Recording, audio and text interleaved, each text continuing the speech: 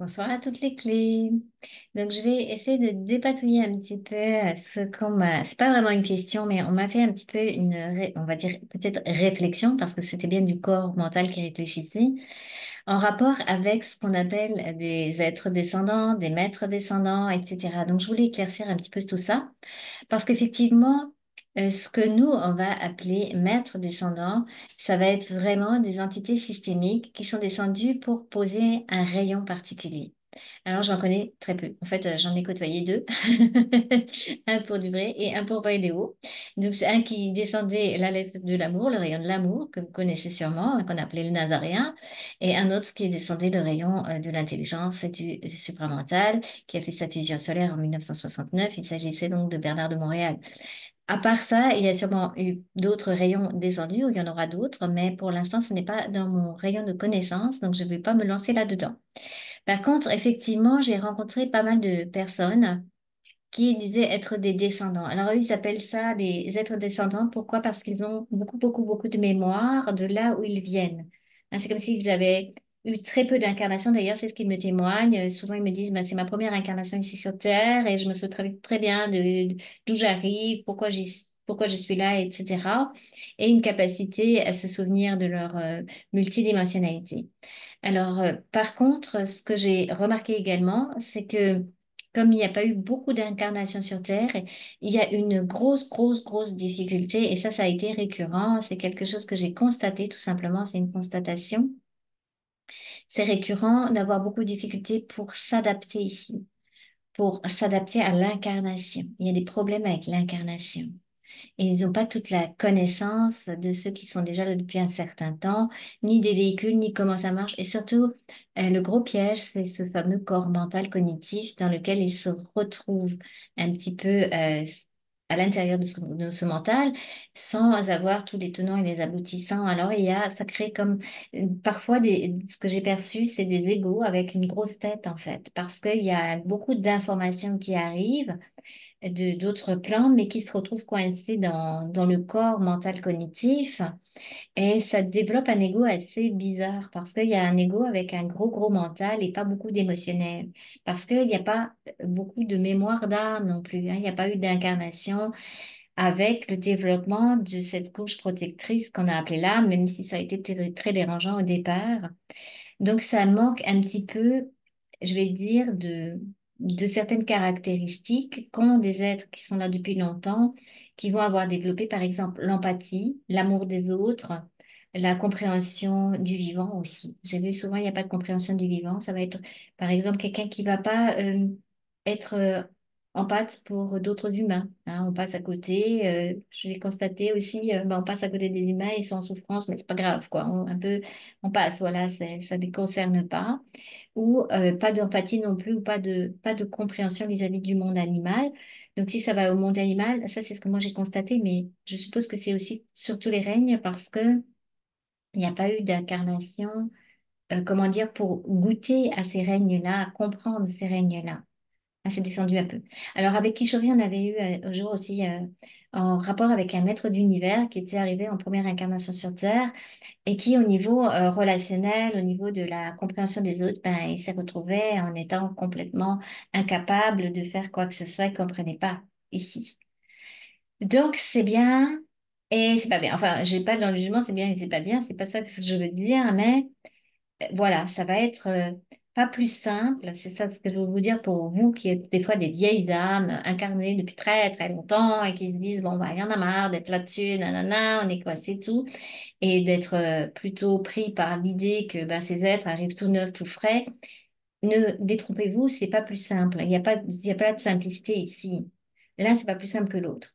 Hein, donc, ce qu'on va avoir développé, si on est en incarnation depuis longtemps, dans le développement de cette compassion qu'on peut avoir, ces ressentis, cette empathie qu'on peut avoir, si on est en première incarnation, on va pas avoir développé ça. Donc, ça crée l'un va manquer peut-être un peu d'intelligence et l'autre va manquer un petit peu d'amour, de la lèvre de l'amour. Donc, il faudra de toute façon rééquilibrer tout ça.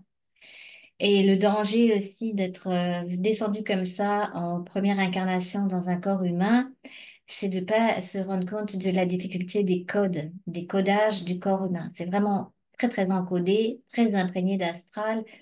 Et parfois, on a chez ces êtres qui descendent une première fois de l'identification à ce qu'ils étaient avant et comme j'ai dit, une difficulté à aller chercher en eux, chercher à faire sauter certaines programmations ou se réconcilier avec leur incarnation.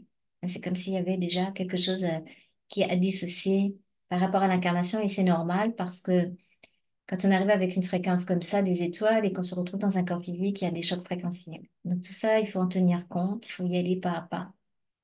Voilà, donc j'espère que j'ai répondu. Alors, quand je dis maître descendant, je parle vraiment des élèves qui ont été descendus et le reste, on va dire maître ascendant. Donc là, on sait que les maîtres ascendants, pour la plupart, se sont retrouvés dans le haut astral, donc vont devoir revenir en incarnation pour ne plus être dans ce qu'on a appelé l'ascension, mais être dans la fusion. La fusion, c'est nouveau. Et ici, c'est nouveau. Alors, on va apprendre avec cette nouveauté. Alors, il y avait encore quelque chose. Oui, pourquoi j'avais dit à un moment donné que les êtres qui sont vraiment déjà fusionnés, qui sont dans le supramental, on ne va pas les voir. Parce qu'en réalité, ces êtres vont faire partie de ce qu'on appelle la régence. Ce sont des anonymes. C'est le gouvernement invisible, le futur de l'humanité. Donc, ça ne va pas être des gens qui vont se mettre en avant, ni sur Internet, qui vont pas avoir d'ego, ni de besoin de se faire visionner ou entendre ou voilà, de passer de l'information de cette façon-là, parce que l'information du supramental a déjà été transmise par celui qui avait ce job-là à faire, c'était Bernard de Montréal. Donc après, si on arrive derrière, ben on va avoir des êtres qui vont être plutôt dans le surmental quand on les voit, et attention à ne pas se faire choper par les énergies lucifériennes qui croient que, hein, c'est ça aussi les croyances. C'est pour ça que j'ai dit bah oui, effectivement, les êtres qui sont déjà fusionnés, déjà le savent, savent qu'ils le savent et ne vont pas avoir besoin de le dire. Voilà, c'est pour ça. Pourquoi? Ben, c'est un petit peu comme quand j'avais quelqu'un que j'avais rencontré, que je salue au passage parce que son histoire me fait beaucoup rire. C'est quelqu'un qui faisait des soins énergétiques et qui avait besoin de dire toutes les 5 minutes, en toute humilité, je le fais en toute humilité, mais qui en réalité prenait le pouvoir parce qu'il disait en toute humilité, je vais te donner de l'information, mais je te donne pas tout. Hein, donc, il y avait une prise de pouvoir sur l'autre. Et ça m'a fait rire. Alors, c'est pareil pour le suprême mental, quand c'est toujours moi, je suis, j'ai fusionné et affirmé ce genre de choses. Si on a besoin de l'affirmer, eh bien, pour moi, en toute transparence, c'est pour rire. Non, mais si on a besoin d'affirmer quelque chose, c'est qu'on n'y est pas, tout simplement. Voilà, c'est aussi simple que ça. Parce que quelqu'un qui y est, ne va pas le dire, parce qu'il n'y a pas de besoin de le dire. Pourquoi? Parce que ça ne sera pas relié à l'ego. Donc le besoin de dire, de se mettre en avant, etc., c'est toujours relié à l'ego. Alors les êtres qui arrivent comme ça en descente, ben, ils vont avoir un ego et ils vont être liés à l'ego et ça va être challengeant pour eux de pouvoir se rendre compte que c'est un ego et que c'est pas en fait quelque chose qui est ramené directement dans la transparence. Parce que ça, c'est difficile puisque c'est une première incarnation. Donc, on ne peut pas leur jeter la pierre. Je sais que c'est extrêmement difficile de venir des étoiles et d'être en première incarnation. Donc, voilà, il n'y a pas de choses faciles ici, sur Terre. Voilà pour les petites explications par rapport à ceux qui sont descendants et ceux qui sont là, des vieilles âmes. Hein. Et on aura tous le même job, c'est cette réconciliation intérieure, cette compréhension de qui nous sommes, cette maîtrise de nos corps, de tous nos corps, sans se voiler la face, et cette réconciliation avec l'incarnation pour pouvoir faire sa fusion à partir de l'incarnation, c'est ça. Donc c'est tous le même job et on est tous dans la même galère. Donc, je vous embrasse toutes les clés. J'espère que j'ai répondu à cette personne. Et puis, je vous dis à très vite. Et puis, belle route vers votre souveraineté. Merci. Si la vidéo vous a plu, mettez un petit pouce et partagez.